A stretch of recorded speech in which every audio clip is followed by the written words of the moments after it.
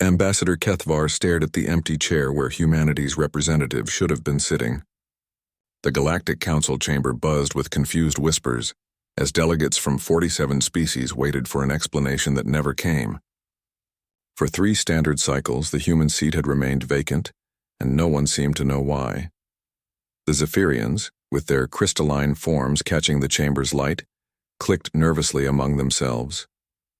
The massive Gorvan delegates shifted their bulk uncomfortably, their tusks gleaming under the artificial suns. Even the usually composed Etherian floated lower than usual, their translucent bodies dimming with uncertainty. Perhaps they are simply delayed, suggested Council Prime Veltar, though his voice lacked conviction. The Altarian's blue skin had taken on a worried purple hue that betrayed his calm words. Human punctuality has always been questionable. Kethvar's 4 eyes focused on the datapad before him. As head of interspecies communications, he had tried every known method to contact the human delegation. Their embassy ships orbiting the council station had powered down their communications arrays 3 cycles ago. No distress signals, no farewell messages, nothing. They had simply gone dark. The situation became more troubling when reports started flowing in from across the galaxy. Human colonies, trading posts, and diplomatic stations had all fallen silent simultaneously. It was as if an entire species had decided to vanish overnight, leaving behind empty buildings and abandoned technology. Trade routes that had flourished under human management now sat unused. The humans had been the galaxy's most enthusiastic traders, their cargo ships appearing in the most remote systems with goods and services other species never thought to provide. Their absence created immediate shortages of rare minerals, technological components, and luxury items that many worlds had grown dependent upon. The Krillian delegate, her insectoid features twitching with agitation, spoke up. My homeworld reports that human agricultural advisors disappeared from our food production centers. Without their expertise, our crop yields have dropped by 30%. Similar reports echoed around the chamber. The humans, in their relatively short time among the galactic community, had made themselves indispensable in ways no one had fully realized. They served as mediators in disputes, innovators in technology, and bridges between species that had never gotten along. Kethvar remembered his first meeting with Ambassador Sarah Chen, humanity's initial representative to the Council. She had been small by galactic standards, standing barely chest-high to most delegates, yet she commanded respect through sheer force of personality. Her species had been newcomers, having achieved faster-than-light travel only 50 standard years before joining the Council. What struck him most about humans was their adaptability. While other species specialized in narrow fields, humans seemed capable of learning and excelling at almost anything. They became skilled diplomats despite having no natural telepathic abilities. They mastered technologies that had taken other species millennia to develop. Most remarkably, they formed genuine friendships across species barriers that had existed for thousands of years. The chamber's central hologram displayed a galaxy-wide map, red dots marking every location where human presence had been confirmed just 4 cycles ago. Now those same dots blinked amber, indicating communication failures. The pattern was too coordinated to be coincidental, too complete to be accidental. We must consider the possibility of external interference, rumbled Delegate Thorak, his rocky geological features grinding together as he spoke. Perhaps another species has taken action against humanity. The suggestion sent ripples of unease through the assembly. Warfare between council species was forbidden, but the galaxy held many dangers beyond their borders. Rogue AI collectives, parasitic entities, and worse things lurked in the dark spaces between civilized systems. Yet something about the situation felt wrong to Kethvar. If humans had been attacked or kidnapped, surely there would be evidence. Battle damage, distress calls, or at least signs of struggle. Instead, human facilities appeared to have been carefully shut down and abandoned. Personal belongings remained in place, but anything of strategic or technological value had been removed with surgical precision. The more he considered it, the more convinced he became that humanity had left voluntarily. But why? What could drive an entire species to abandon the galactic community they had worked so hard to join? As the council session dragged on without resolution, Kethvar found himself studying the empty human chair. It was smaller than the others, designed for their more compact physiology. Someone had left a small potted plant on the desk beside it, one of those earth flowers humans were so fond of sharing. The white petals had begun to wilt.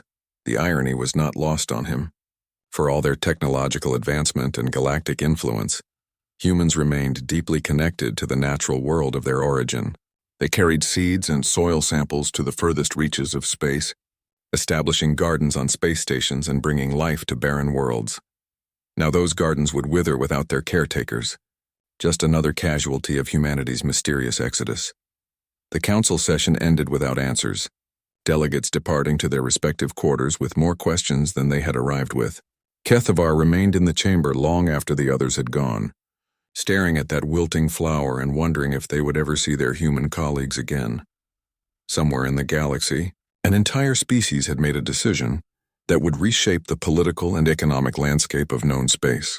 The question was not just where they had gone, but what they knew that the rest of the council did not. As station lights dimmed to simulate night cycle, Kethavar finally rose from his seat. Tomorrow would bring new challenges as the reality of humanity's absence began to sink in. For now, he could only hope that whatever had driven them away, it was not something that would soon threaten the rest of them. The emergency session convened 2 weeks after humanity's disappearance, and the numbers were devastating. Trade Minister HFY projected holographic charts that painted a grim picture of galactic commerce grinding to a halt. Her tentacled appendages trembled as she manipulated the data displays, showing declining trade volumes across all major shipping routes. Human-operated cargo vessels handled 43% of all interstellar freight, she announced to the packed chamber. Their logistics networks connected over 2,000 systems. Without them, we're looking at supply chain collapse on an unprecedented scale. The statistics were staggering. Humans had somehow inserted themselves into nearly every aspect of galactic trade despite being relative newcomers.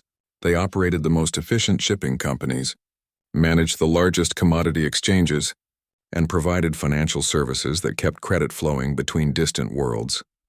Captain Zornik of the Hegemony Defense Fleet stood to address the council, his scarred carapace bearing witness to decades of military service.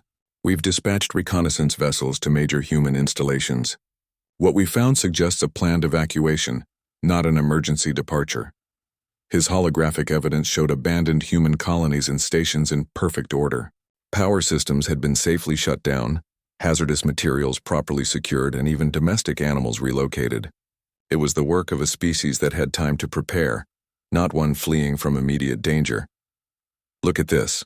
Zornik highlighted a section of New Geneva Station, humanity's largest trading hub.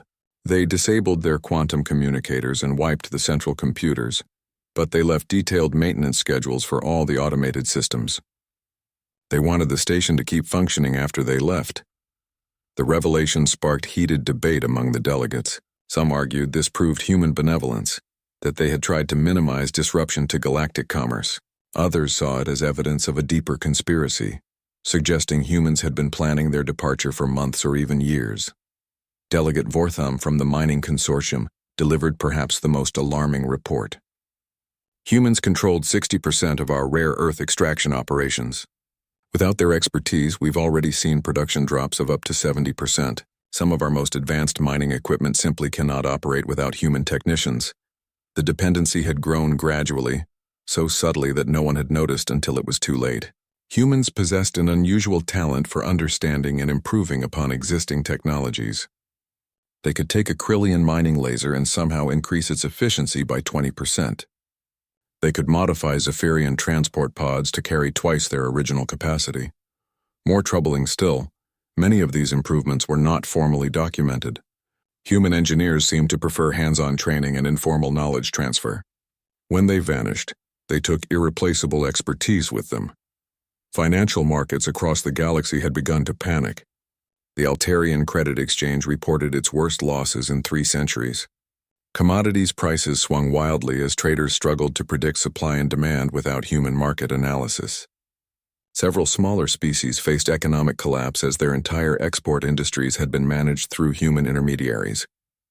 Dr. Scythe Ara, the Council's chief xenobiologist, presented her analysis of humanity's unique position in galactic society.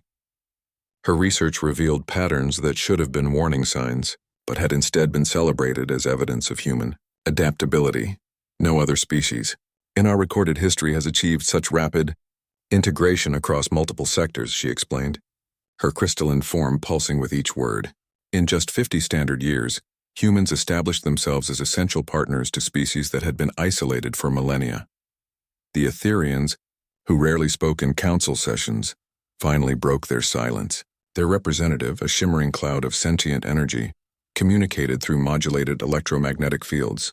We calculate that human trade networks connected previously incompatible economic systems.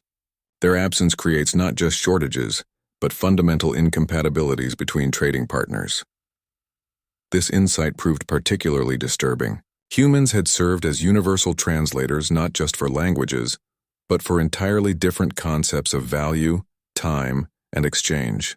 The slug-like molluscans measured worth in terms of metabolic efficiency, while the gaseous nebulans valued entropy reduction. Somehow, humans had developed exchange rates that made sense to both species. The emergency session revealed another unsettling truth: human contingency plans. Advanced species like the Zephyrians and Alterians had backup systems for critical infrastructure. The humans, despite their relatively primitive technology, had created redundancies that other species had not even considered necessary. Emergency protocols activated in human-managed facilities showed remarkable foresight. Automated systems continued operating essential services, medical facilities maintained themselves on standby power, and even entertainment centers kept functioning to maintain civilian morale. It was as if humans had anticipated their own disappearance.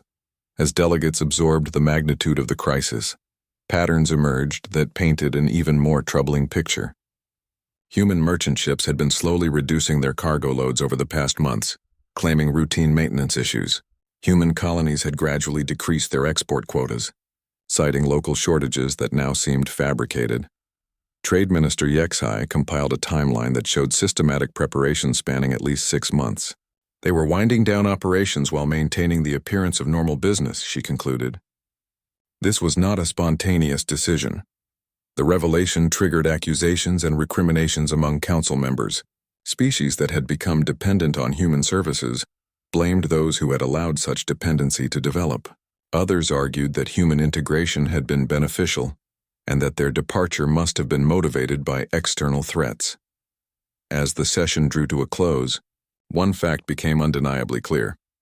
The galactic economy had been structured around humanity's presence, and their absence threatened the stability of dozens of species. What had seemed like beneficial cooperation now revealed itself as dangerous dependency. The Council faced a choice between attempting to replace human services with alternatives that might take decades to develop, or finding a way to locate humanity and convince them to return. Neither option offered easy solutions, and time was running out as supply shortages began threatening civilian populations across the galaxy. In the end, they authorized both approaches while secretly hoping that humanity would return on their own. Before the situation deteriorated further, it was a hope that grew thinner with each passing day. The first diplomatic crisis erupted exactly 3 weeks after humanity's disappearance. The Krillian Hive and the Volcanic Confederacy, 2 species that had maintained an uneasy peace for over a century, suddenly found themselves on the brink of war. Without human mediators to facilitate their complex territorial agreements, old disputes resurfaced with devastating speed. Ambassador Kethvar received the emergency transmission while reviewing supply shortage reports. The message from the border sectors was brief but alarming. Krillian swarm vessels approaching Confederacy mining operations, human peacekeepers not responding, requesting immediate council intervention. The irony was bitter. Humans had volunteered for the most dangerous diplomatic assignments, positioning themselves between hostile species that other council members preferred to avoid. Their absence left power vacuums that decades-old resentments quickly filled. Within hours, similar reports flooded in from across the galaxy. The Etherian Geological Territorial Commission had dissolved into chaos when human arbitrators failed to appear for scheduled hearings. 2 minor species in the Outer Rim had resumed their ancient blood feud after human cultural liaisons disappeared from their shared settlements. Kethavar convened an emergency diplomatic corps meeting, gathering the Council's most experienced negotiators. The assembled representatives looked haggard, their usual confidence replaced by uncertainty. They faced a crisis that none of their species had ever encountered: simultaneous diplomatic failures across multiple sectors. The humans were handling 47 active mediation cases, reported Chief Mediator Veltan, her usually pristine Altarian features showing signs of stress. Most involve species that refuse direct communication with each other. Without human intermediaries, we have no diplomatic channels at all. The scale of human involvement in galactic diplomacy had been deliberately understated in official records. Other species preferred to maintain the fiction that they were managing their own affairs, while quietly relying on human expertise to prevent catastrophic misunderstandings. Dr. Quintel, the Council's specialist in interspecies psychology, presented analysis that explained humanity's unique diplomatic effectiveness. Humans possess an unusual combination of emotional intelligence and cultural adaptability, she explained to the troubled assembly.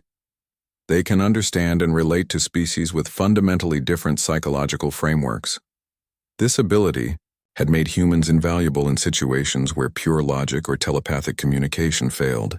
The mathematical precision of Zephyrian thinking could not bridge gaps with the emotion-driven mammals of the inner worlds. Etherian energy beings struggled to relate to the solid matter concerns of geological species. Humans, somehow, could speak to all of them. The crisis deepened when long-suppressed historical grievances began surfacing. The Great Mollusk War had ended 2 centuries ago, but only because human historians had helped both sides develop new narratives about their shared past. Without ongoing human cultural work, old wounds reopened with surprising speed. Commander Thisera of the peacekeeping forces found herself managing conflicts that had been considered permanently resolved. Her forces were trained for minor border disputes and criminal activities, not full-scale diplomatic meltdowns between major species. "We're seeing violence levels not recorded since the formation of the Council," she reported grimly. "Species that have been peaceful neighbors for generations are suddenly treating each other as existential threats." The Krillian Confederacy situation escalated when mining rights agreements proved to be incomprehensible without human legal interpreters. The contracts had been written in hybrid legal frameworks that incorporated elements from multiple species' judicial systems. Only humans seemed capable of understanding how these complex documents were supposed to function.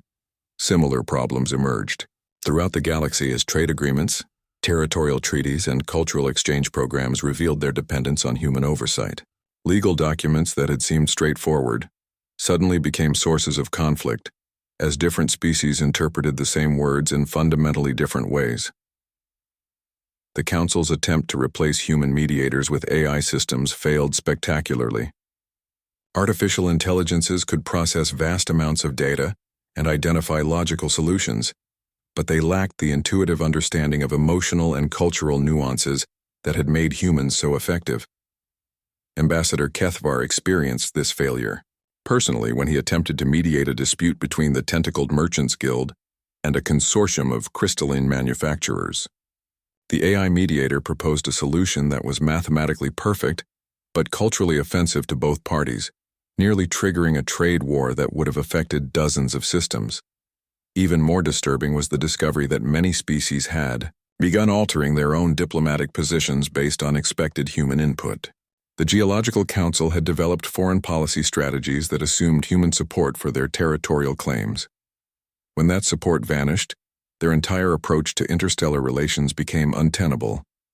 The Etherians revealed that they had been planning major expansion into previously restricted sectors, relying on human diplomats to smooth the way with affected species. Without that diplomatic groundwork, their expansion plans threatened to trigger conflicts with multiple neighbors simultaneously. As the crisis deepened, accusations began flying between Council members. Some species blamed others for becoming too dependent on human services. Others argued that humanity's disappearance itself was evidence of poor galactic leadership that had failed to detect the growing crisis. The finger-pointing reached dangerous levels when the Volcanic Confederacy formally accused the Altarians of deliberately driving humanity away to gain economic advantages. The charge was absurd, but it reflected the paranoia and desperation spreading through the Council chambers. Intelligence reports suggested that several species were secretly attempting to contact humanity independently, hoping to negotiate separate deals for the return of human services.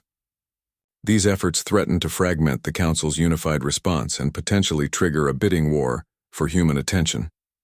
The breaking point came when the Zephyrian Collective announced they were withdrawing from 3 major peace treaties, claiming that human absence had made the agreements unenforceable. Their decision threatened to unravel decades of careful diplomatic work and potentially destabilize entire sectors. As tensions mounted, it became clear that humanity's role in galactic diplomacy had been far more crucial than anyone had admitted. They had not just been helpful mediators. They had become the invisible foundation upon which interspecies cooperation depended. The Council faced an uncomfortable truth. Without humans, they were rapidly returning to the suspicious, isolated species they had been before humanity's arrival. Their brief golden age of galactic cooperation was crumbling, and no one knew how to stop it.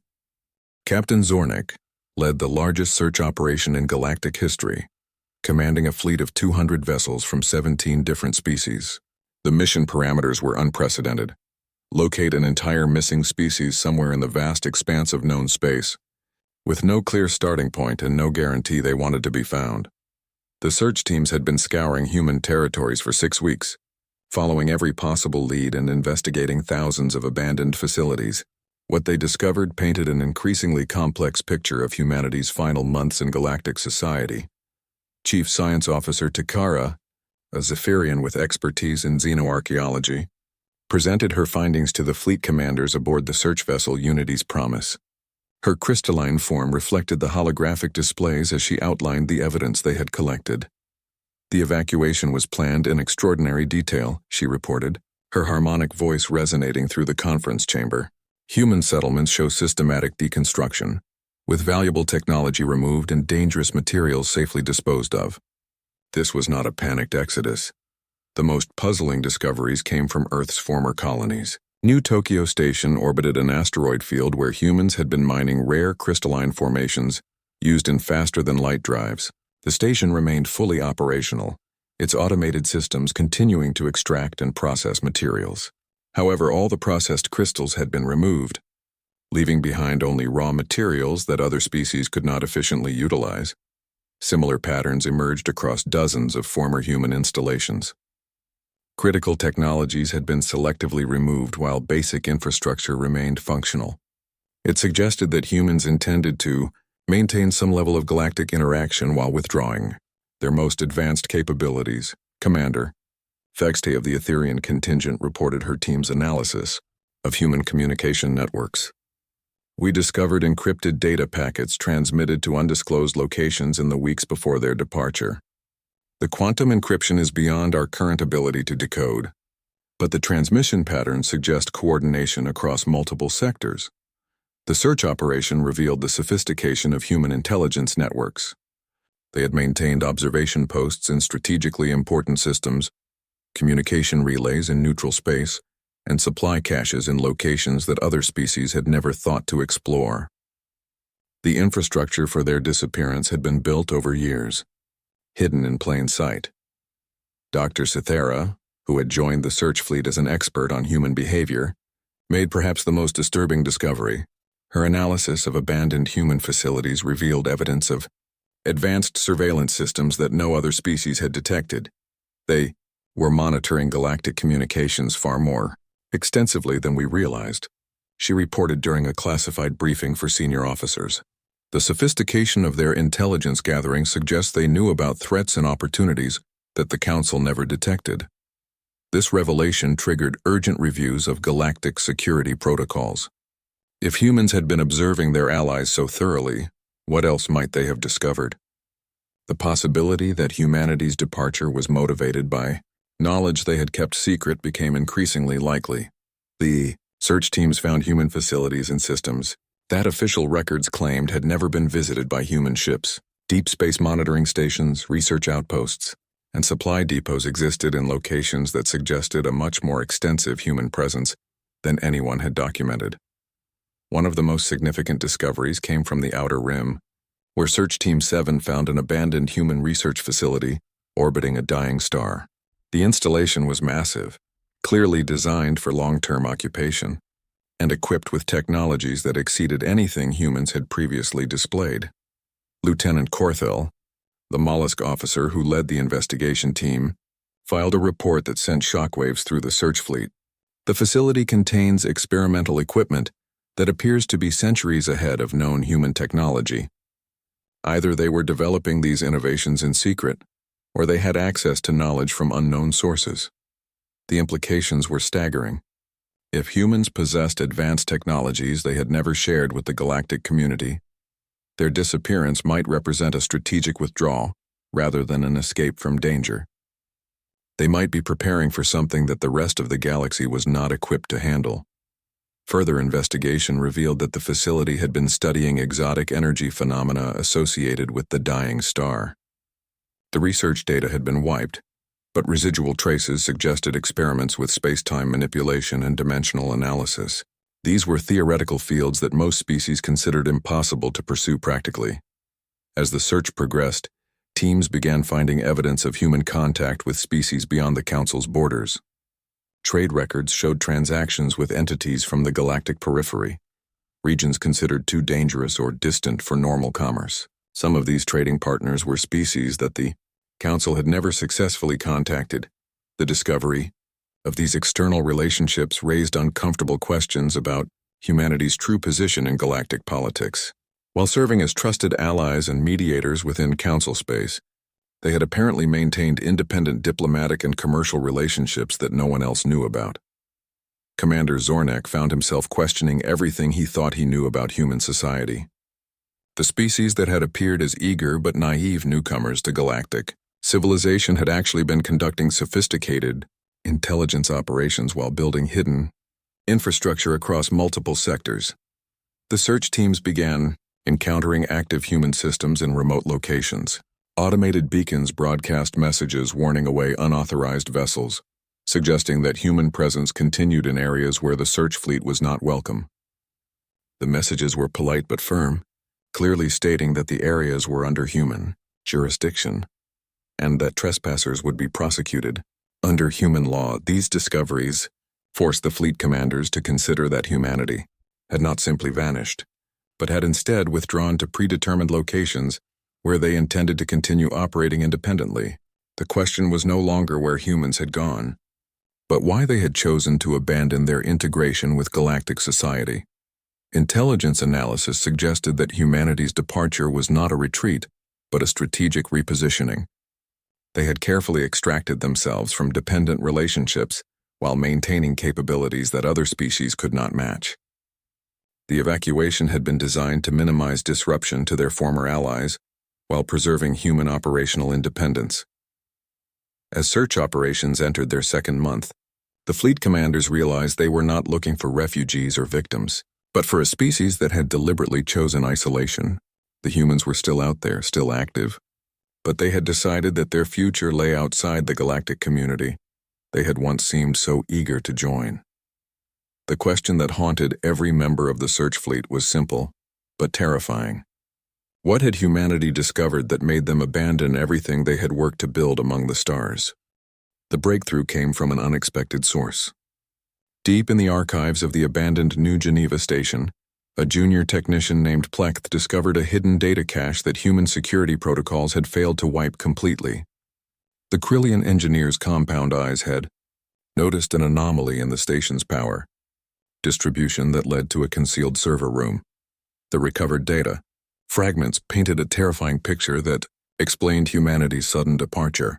What the search teams found made them understand why humans had chosen secrecy over cooperation, and why they had withdrawn from galactic society so completely.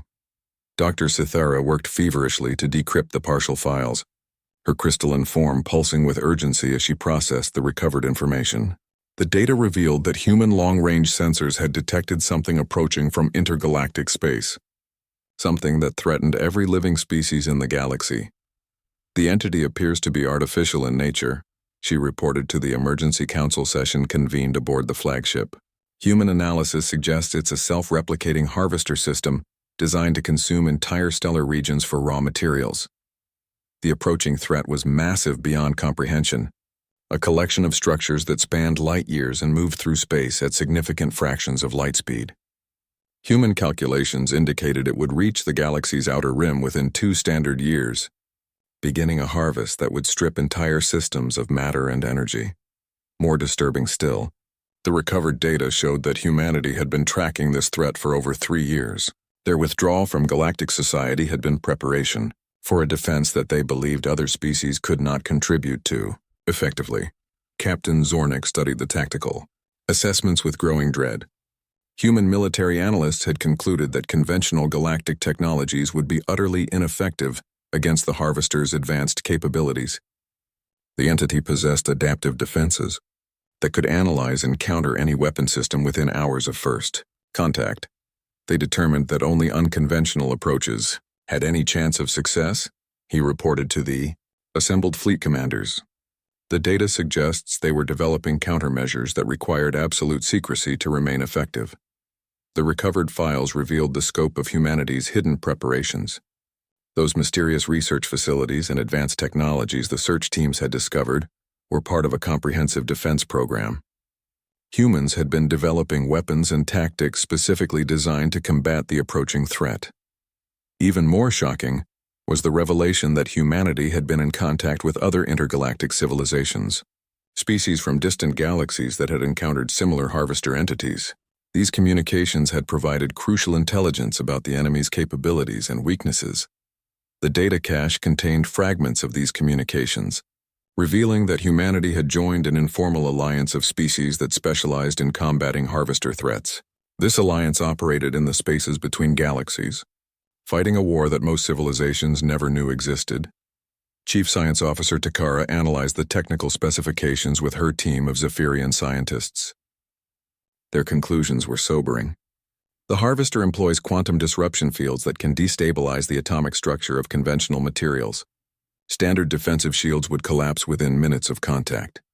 The human countermeasures were ingenious, but required technologies that other galactic species had never developed. They involved manipulating fundamental forces in ways that conventional physics considered impossible, using techniques that could only be effective if the enemy remained unaware of their existence. Dr. Quintel, studying the psychological profiles included in the data, made a crucial discovery about human motivation. They withdrew not from cowardice but from necessity. The Harvester entities possess advanced intelligence capabilities. Any species that knew about the threat would automatically become a target for preemptive elimination. This revelation explained humanity's secrecy and their careful extraction from galactic society. By maintaining the appearance of normal evacuation while secretly preparing defenses, they had hoped to keep the rest of the galaxy safe from retaliation. The recovered communications with intergalactic allies revealed that this strategy had been successful in other contexts. Harvester entities typically ignored civilizations that appeared to pose no threat, focusing their attention on species with obvious military capabilities. Commander Vextai's Etherian analysis team discovered references to previous Harvester encounters that had devastated entire galactic communities. In each case, species that had attempted coordinated resistance had been systematically eliminated before the main harvest began. "The pattern is consistent," she reported. "Species that know about the threat become priority targets." Humanity's withdrawal was designed to prevent the galactic community from triggering a preemptive strike. The data revealed that humans had been preparing evacuation plans for the entire galaxy, not just themselves. Hidden facilities contained supplies and equipment designed to sustain billions of refugees from multiple species. They had been planning to save as many as possible when the Harvester arrived. Even more remarkable were the contingency plans for galactic reconstruction.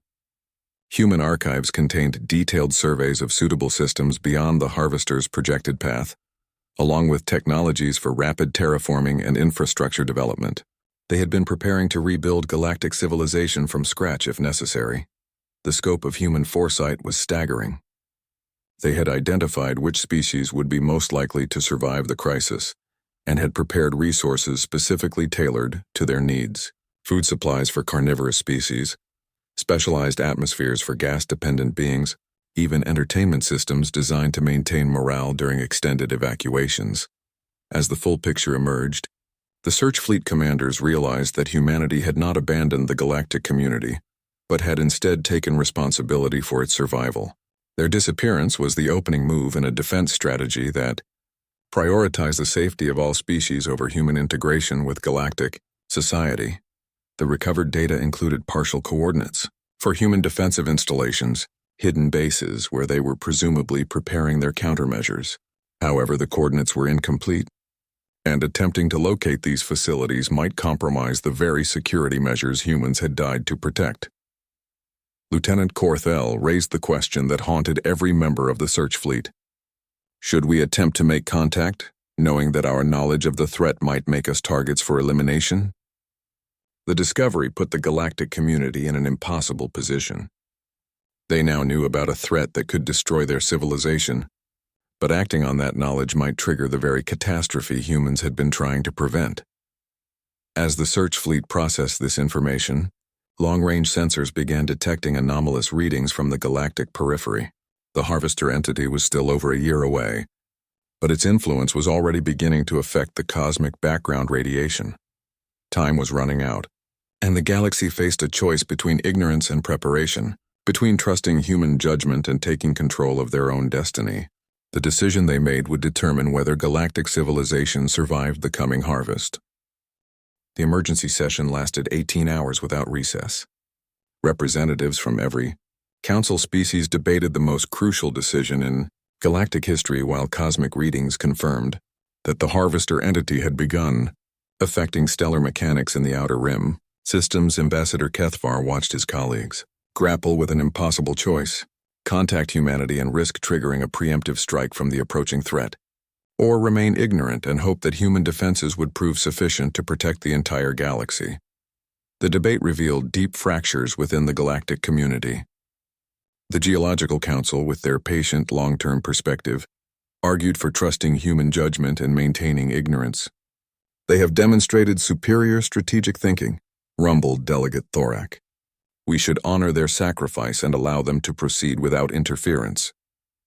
The Zephyrian collective disagreed vehemently. Their mathematical minds could not accept a strategy based on ignorance and hope. "We demand the right to contribute to our own defense," declared their chief representative. No species should make survival decisions for the entire galaxy without consultation.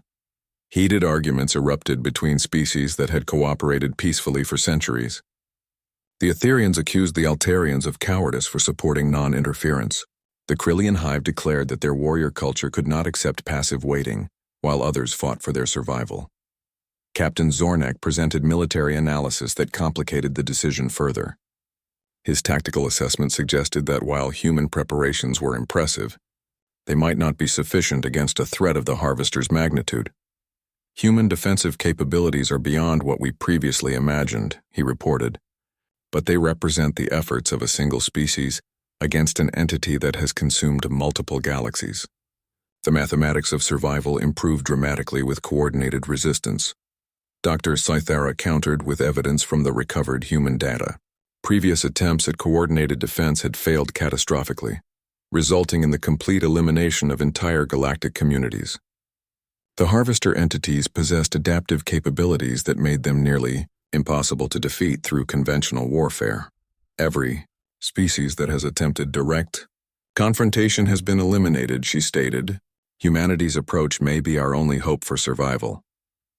The Volcanic Confederacy raised a point that sent chills through the assembly. Their volcanic homeworlds had detected unusual seismic activities that corresponded with the Harvester's approach.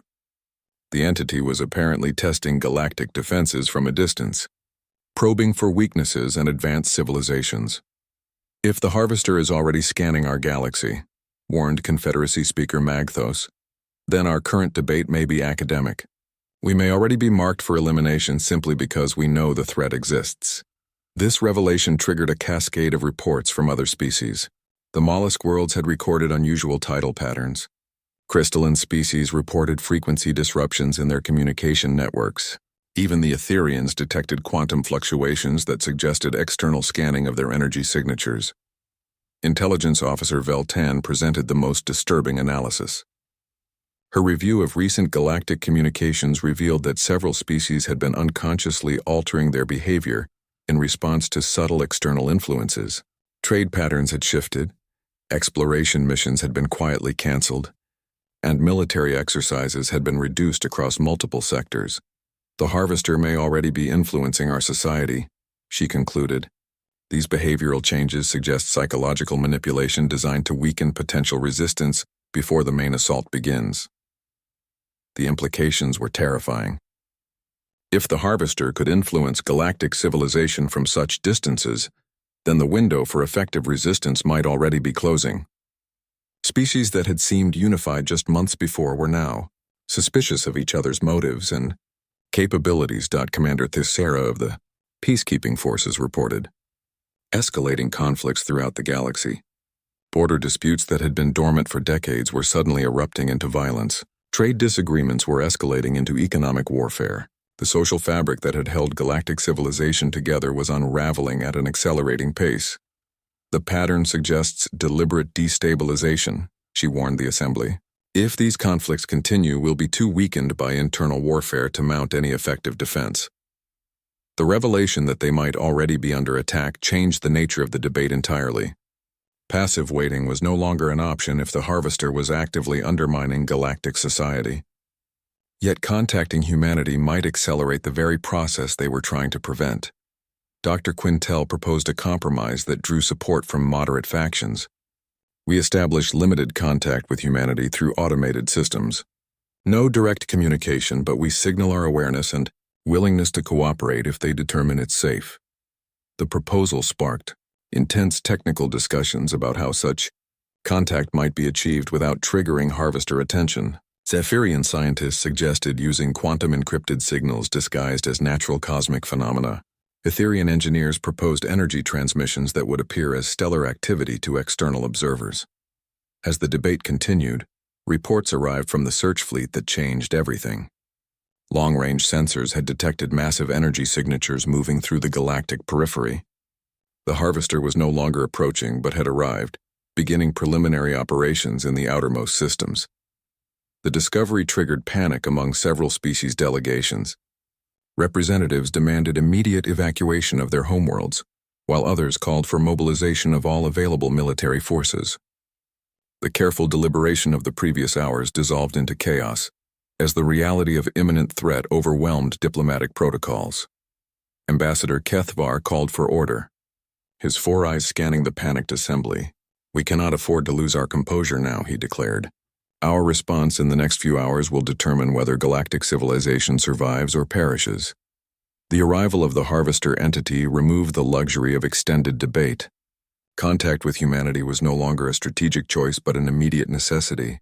The only question was how to establish communication, without compromising the defensive preparations that humans had spent years developing. Emergency. Protocols activated throughout the galaxy as the Council voted to authorize immediate contact attempts. Search teams were dispatched to the coordinates recovered from the human data cache, while diplomatic channels prepared messages designed to signal cooperation without revealing the full extent of galactic knowledge. The decision marked the end of humanity's isolation and the beginning of the most dangerous cooperation in galactic history. Success would require unprecedented coordination between species that had been growing increasingly distrustful of each other. Failure would mean the end of everything they had built among the stars. As emergency preparations began, deep space monitors detected the first Harvester probes entering inhabited systems. The entity was no longer a distant threat but an immediate presence, beginning the systematic analysis that would precede the main harvest. The galaxy's fate now depended on whether human defensive preparations could be coordinated with galactic resources quickly enough to mount an effective resistance. Time had run out for careful planning and gradual preparation. The harvest had begun, and the final battle for galactic survival was about to commence. In the depths of space, automated human systems received the first Council contact attempts and began the complex process of determining whether cooperation was possible without compromising the security. That might be their only hope for survival. The response came faster than anyone expected. Within 6 hours of the Council's contact attempts, human automated systems began transmitting coordinates and instructions across all communication frequencies. The messages were brief but comprehensive, providing rally points for species evacuation and defensive positions for those capable of contributing to the resistance. Admiral Sarah. Chen's voice crackled through the quantum communicators as human ships decloaked throughout the galaxy. Her transmission reached every council vessel simultaneously, breaking months of silence with words that carried both hope and desperate urgency. Council representatives, this is Admiral Chen of the Human Defense Fleet. We are implementing Emergency Protocol 7. All civilian populations must evacuate to designated safe zones immediately. Military forces are to report to assigned defensive coordinates. We have approximately 14 hours before the Harvester begins active operations. The revelation that humans had been monitoring galactic communications throughout their supposed absence sent shockwaves through the fleet commanders. They had never truly left but had been watching, waiting, and preparing for this exact moment. Captain Zornek found his tactical display suddenly filled with human fleet positions that had been invisible just moments before. The scope of human military preparation was staggering. Hundreds of vessels equipped with technologies that exceeded anything in Council arsenals had been positioned throughout the galaxy. How did they hide an entire fleet? Demanded Commander Vextai, her energy form fluctuating with amazement. The answer came from Dr. Sithara's analysis of the human transmissions. They've been using dimensional pocket technology, she reported. Their ships were literally existing in folded space, invisible to our sensors but ready for immediate deployment. The evacuation proceeded with precision that revealed years of planning. Human ships appeared at every major population center, their cargo holds configured for the specific environmental needs of different species. Atmospheric processors, gravity generators, and life support systems had been prepared for dozens of different biological requirements. Ambassador Kethvar found himself aboard the human vessel Endurance, watching as his species' most vulnerable individuals were efficiently relocated to safety. The human crew worked with quiet professionalism, treating each evacuee with respect and care despite the desperate circumstances. We always intended to save as many as possible, explained Commander Jackson, the vessel's captain. The withdrawal was necessary to prevent the Harvester from targeting civilian populations early. Now that it's here, secrecy is less important than speed. The defensive preparations were equally impressive. Human engineers had spent their months of isolation, constructing weapons that operated on principles most galactic species had never encountered. Temporal displacement cannons that could age enemy systems to failure. Quantum entanglement mines that could destabilize the Harvester's dimensional cohesion. The Harvester entity itself defied conventional description. As it moved through the outer systems, space itself seemed to fold around its massive structures. Stars dimmed as their energy was siphoned away, and entire planets disappeared into collection matrices that processed matter at the molecular level. It's larger than our initial estimates, reported Admiral Chen during the first joint tactical briefing. The entity spans roughly 12 light-years and possesses adaptive capabilities that exceed our projections. We're implementing contingency plans that we hoped never to use. The human contingency plans involved sacrifices that no other species had been willing to consider. Entire star systems would be destabilized to create gravitational barriers.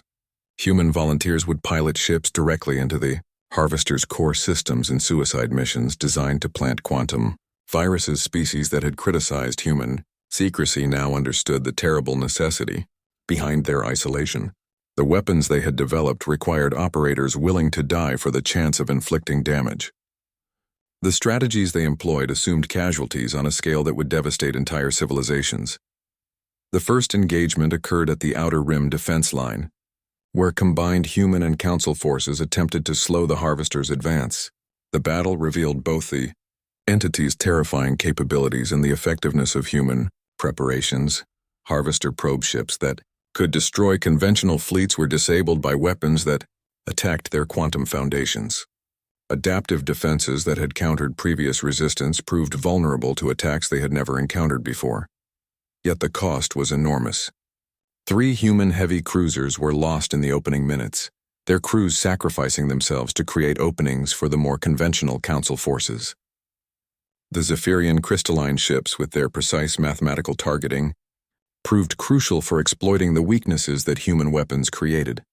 As the battle progressed, the true genius of human strategy became apparent. They had not prepared to win through superior force, but through creating conditions where the harvester's own adaptive mechanisms would work against it. The entity learns from each encounter, explained Dr. Elena Vasquez, humanity's chief xenobiologist during a brief tactical pause, but it can only adapt to threats it understands.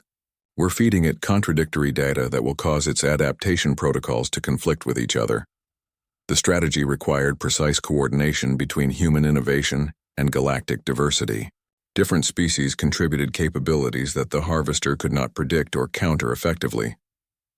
Etherian energy manipulation combined with human quantum weapons created feedback loops that disrupted harvester operations. The turning point came when Lieutenant Corthell, the mollusk officer who had discovered the first human research facility, made a crucial observation about the harvester's collection patterns. His analysis revealed a fundamental vulnerability that human weapons could exploit. It's trying to preserve certain quantum signatures, he reported. There are patterns it won't disrupt because they're necessary for its own operation. The final assault targeted these preserved signatures, using human dimensional weapons to turn the harvester's conservation protocols against its primary systems. The entity, unable to defend itself without destroying the very patterns it needed to function, began to collapse into quantum uncertainty. The victory came at a terrible cost. Nearly 30% of the human fleet had been destroyed, and several council species had lost their entire military forces. Yet galactic civilization survived, and the harvester entity was reduced to harmless quantum debris scattered across multiple dimensions. In the aftermath, as refugee populations returned to their worlds and reconstruction efforts began, the relationship between humanity and the galactic community was forever changed.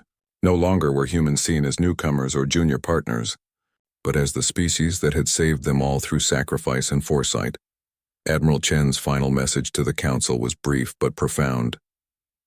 We withdrew not because we didn't trust you, but because we trusted you enough to bear the burden alone if necessary. Now we move forward together, knowing that the universe holds threats that require all of us to face. The galaxy began to heal, forever marked by the knowledge that survival sometimes required impossible choices, and that true cooperation meant being willing to sacrifice everything for species you had never met.